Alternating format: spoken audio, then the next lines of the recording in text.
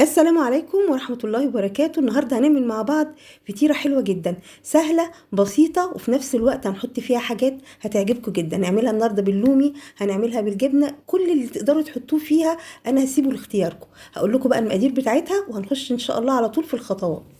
هناخد لها بيضايه، 200 جرام من الزبده، معلقه كبيره من البيكنج باودر، رشه من الملح، ربع معلقه من السكر الحامي، الفلفل الحامي لو حابينه هنحطه برده بس حذاري لو في اطفال.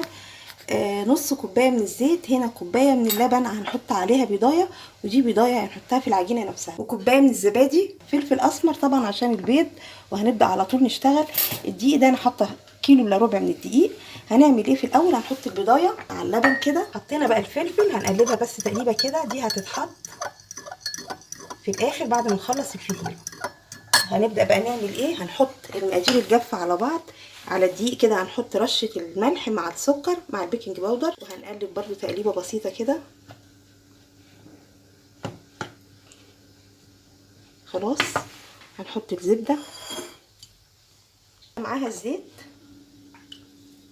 وهنحط البيضايه كده، هنقلبها تقليبه بسيطه بس.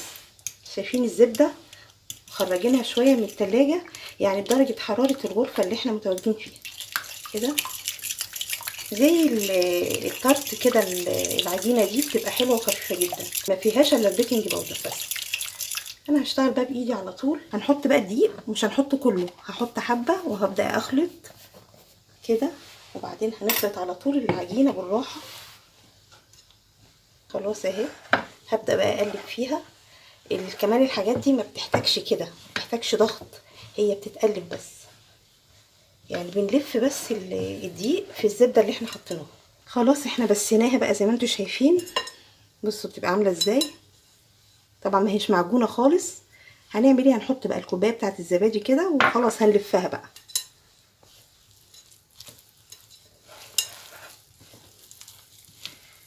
لغايه ما تبقى عامله زي العجينه. خلاص اهي زي ما انتم شايفين، حلوه جدا، طريه اهي، فطيره حلوه. الكوبايه بقى بتاعه الزبادي دي بتعادل كوبايتين من اللي بنشتريهم من بره. هنعمل ايه بقى؟ هنجيبها كده وهنبدا نفردها. بصوا زي ما انتم شايفين طريه ازاي اهي، حلوه قوي. هنعمل فيها ايه بقى؟ هنجيب رشه كده من الدقيق، رشه بسيطه كده من الدقيق، وبعدين هنحط عليها العجينه اللي احنا عملناها دي، وهنجيب رشه كده برضو عشان هنشتغل بالنشابه كده ونفرد فيها.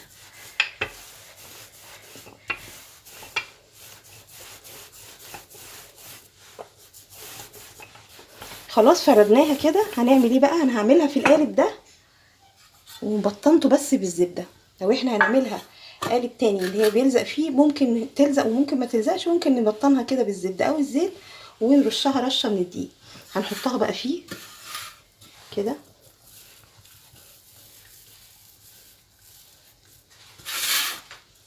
خلاص كده بنحاول ندخلها كده جوه القالب،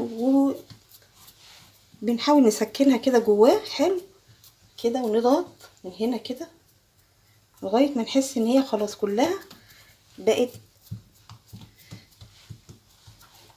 واخده الشكل بتاع القالب بتاعنا. اي بقى حشوه زي ما اتفقنا عايزين نحطها هنحطها، ممكن في سبانخ نحطها مع موتزاريلا، اي حاجه زي ما اتفقنا. الفلفل برضو هنخلي بالنا، هنحط بقى الجبنه كده عليها وحدات كده الجبنه، وبعدين هنحط الفلفل. ممكن برضو لو في اطفال نعمل ايه؟ نعمل واحده كده لينا ككبار، ونعمل واحده للاطفال الصغيرين، لان هي بصراحه الفطاير دي بيحبوها جدا. خلاص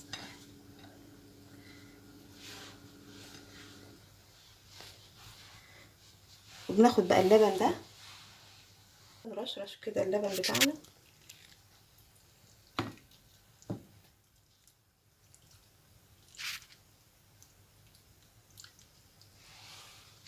بس وبندخلها بقى الفرن. برضو كل المخبوزات زي ما اتفقنا بتاخد درجة حرارة عالية، احنا هنحطها على درجة حرارة 220، طبعا كل واحد على حسب الفرن بتاعه. ايه رأيكم بقى؟ بصوا الفطاير بتاعتنا طالعة حلوة ازاي، قد ايه هي طرية حلوة جدا. انا قطعت قطع والقطعه التانية برضو حبيت اقطعها قدامكم، بس بالراحه كده واحنا بنقطعها، لانها هي بصراحه ما بتبقاش الفطاير دي مستحمله واحنا بنقطعها. اهي نقطع برضو قطعه كمان، وهوريكم قد ايه الجبنه من جوه حلوه. اهي حلوه قوي. الفطيره نفسها كمان جميله جدا من جوه، زي ما انتم شايفين كمان المطه بتاعت الجبنه.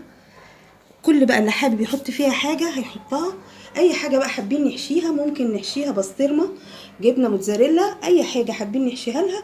ممكن كمان نحط برضو فراخ نقطعها زي الشاورما كده ونحطها مع الجبن، هتبقى حلوه برضو.